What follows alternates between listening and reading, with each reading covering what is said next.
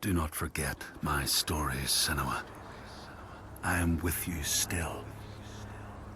Out of hell you have come, and now find yourself in Midgard, the world of men. Do not think it any less dangerous for that. Your path has taken you far from home, across the boundless sea, and you must go on to the heart of this place, to the heart of man. You have seen how the Northmen journey out to conquer, and this is one of their lands, as icy dark as Niflheim, yet as fiery as Muspel. It has not long been claimed, and they try still to tame it.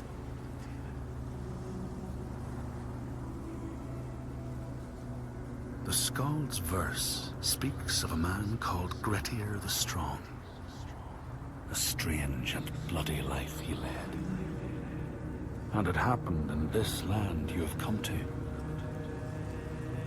Listen to his story, Senua, for it may in some small way illuminate your own.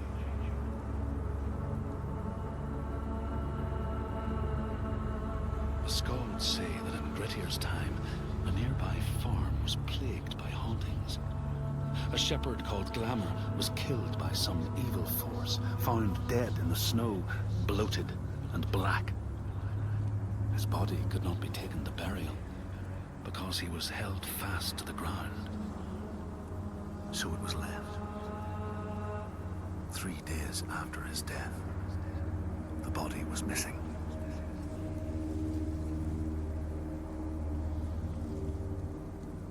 The Skalds tell how the revenant Glamour roamed the settlements, terrifying all those who lived there. Each one he killed, in turn, rose to walk beside him. Thus, evil begets evil. But the man Grettir was proud and overbearing, and thought the Droiger no match for his strength.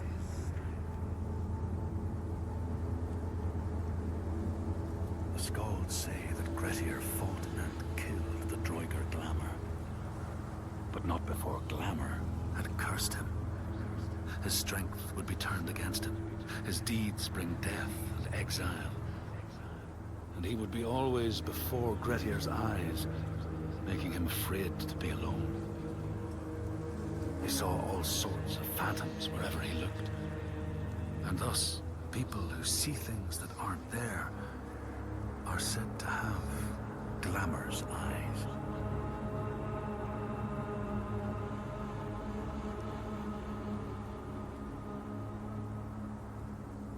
The Skalds tell how in the time of Grettir's kinsman Thorgrim, there was a terrible famine.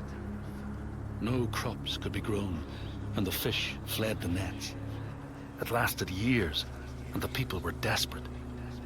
There was no respite even in spring, since terrible gales from the north would rise up and set in for weeks.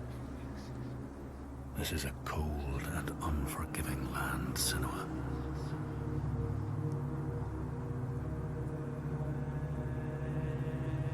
In the time of famine, at the place known as Rifskar, Thorgrim found a huge finback whale, beached and dead.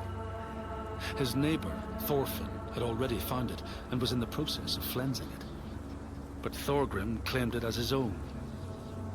Thorfinn said he would not give it up without a fight. If that's what you want, Thorgrim said, let it be so. And he launched a blow at Thorfinn, cutting off his head in one strike.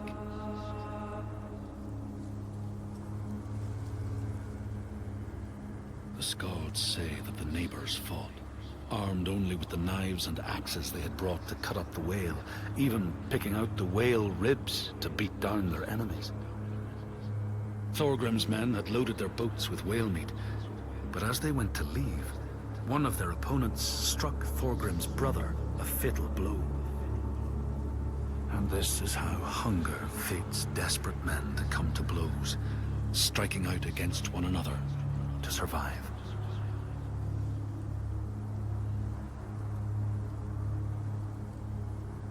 Skalds speak of the time Grettir, traveling with some others, ran into rough weather and docked their boat on an island. They had not brought fire with them, and the merchants complained bitterly. Seeing a great fire blazing on the other side of the strait, Grettir said he would swim over to fetch it. He took off his clothes and struck out across the water, wearing nothing but a cloak.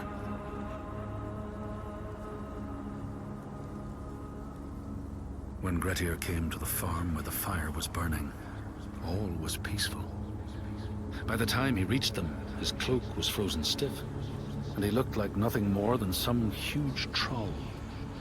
The frightened farmhands struck out at him with the first things to hand, the burning logs from the fire. Grettir fought them off and got the fire he sought.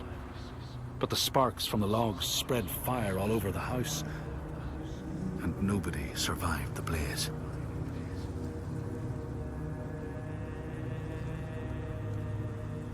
The Skalds say that Grettir swam back across the strait, keeping the fire safe from the water.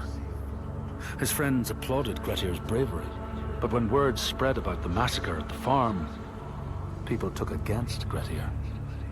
Nobody wanted anything to do with him, and when the news reached the Althing in the summer, Grettir was pronounced an outlaw. All doors would hence be shut to him.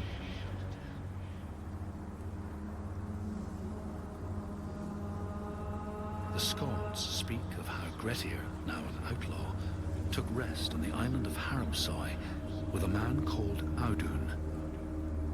Grettir saw a great yellow glow like a fire rising from the ground. Audun told him it was coming from the burial mound of Kar the Old, who ever since he died had haunted the island, and warned him to stay away.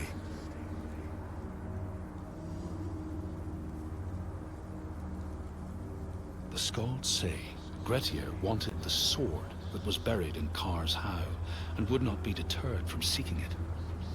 He broke the mound open and started digging until he reached the timber props. By this time it was night. Audun warned him again not to continue, but Grettir threw down a rope and went inside the mound. No light penetrated it, and it reeked of death. But he persisted in exploring.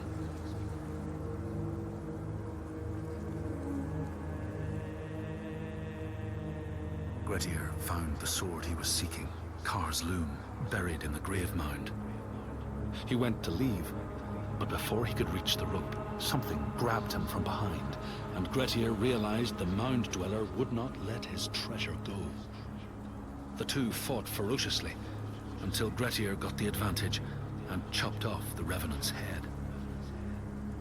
But Kar's loom would prove his undoing, fated to be the sword that killed him.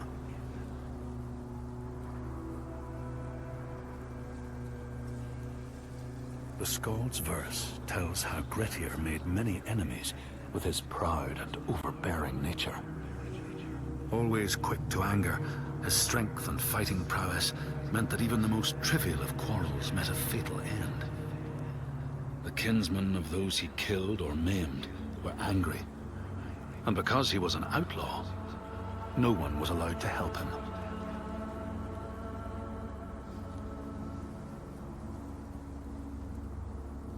The outlaw Grettir fled to the island of Drangi. His enemies knew he was there, but he was still so strong and fierce, nobody could shift him. Thorbjorn, first among his foe, sent his foster mother to see Grettir. She was a Seithkona, and very wily. She enchanted a tree branch and sent it to wash up on Drangi. Grettir tried to cut it up for firewood, but his axe flew back and struck him in the leg. The wound blackened and festered, and Grettir feared his time was close.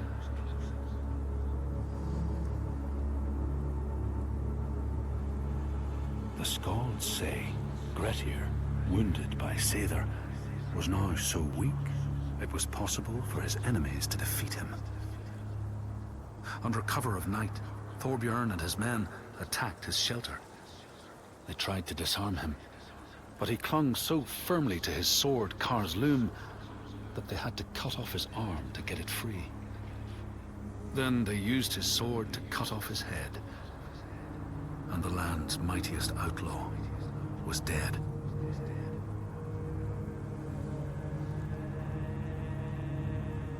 As the Droigar glamour had predicted, all Grettir's brave and fine deeds brought him misery. So fate makes prisoners of us all. But it was Grettir's nature that made him fight the Droigar, and Grettir's nature that led to blood feud and exile. So what is truly our prison, Senua? Is our path ordained, and we powerless to change it? Or do we blame uncertain powers for what we ourselves ordain?